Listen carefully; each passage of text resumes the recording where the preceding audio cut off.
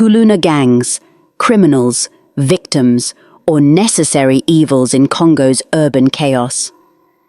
The Democratic Republic of Congo has executed over 100 individuals labeled as Kuluna gang members in what authorities describe as a decisive move against urban crime.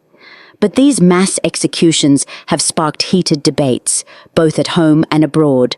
Are the Kuluna mere criminals, victims of systemic failures, or a harsh necessity in the chaos of Congo's cities? Let's break it down. The term Kuluna originates from Lingala, meaning to strike or to attack, and it perfectly encapsulates the fear and infamy surrounding these loosely organized street gangs. Predominantly young men from impoverished urban neighborhoods, Kuluna members are often armed with machetes or knives, engaging in robberies, extortion, and brutal territorial disputes. Their actions have left a lasting mark on cities like Kinshasa, Goma, and Lubumbashi. The rise of the Kuluna gangs is deeply tied to the DRC's turbulent history. In the late 1990s and early 2000s, political instability, economic collapse, and the erosion of public institutions left many young people without access to education or employment. For some, joining a gang became a means of survival and identity. Initially confined to small neighborhood groups, the Kuluna expanded into more organized entities, targeting wealthier residents and even working as enforcers for corrupt officials.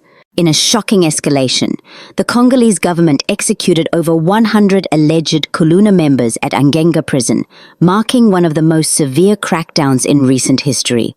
Justice Minister Constant Mutamba defended the actions, describing them as a necessary measure to restore public safety.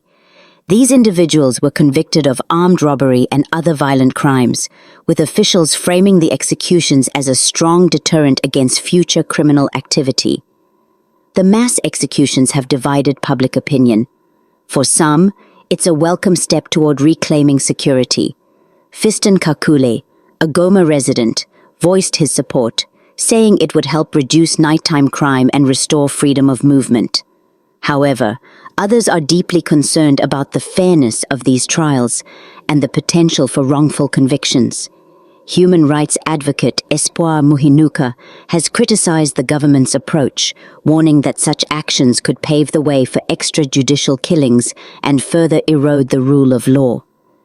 Critics argue that addressing the Kuluna phenomenon requires more than punitive measures.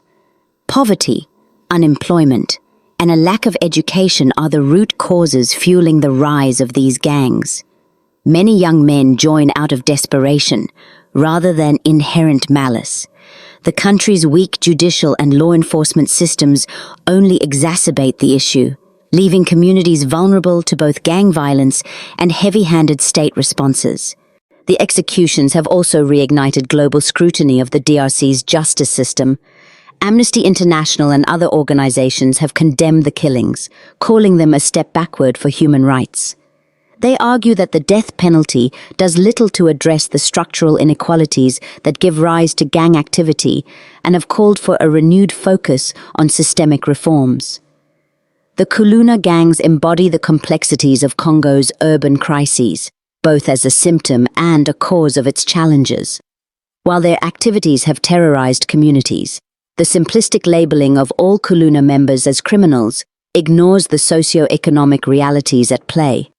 True progress will require a multifaceted approach, blending law enforcement with investments in education, job creation, and judicial reform.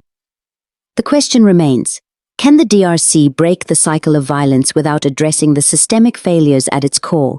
Let us know your thoughts in the comments, and don't forget to like and subscribe.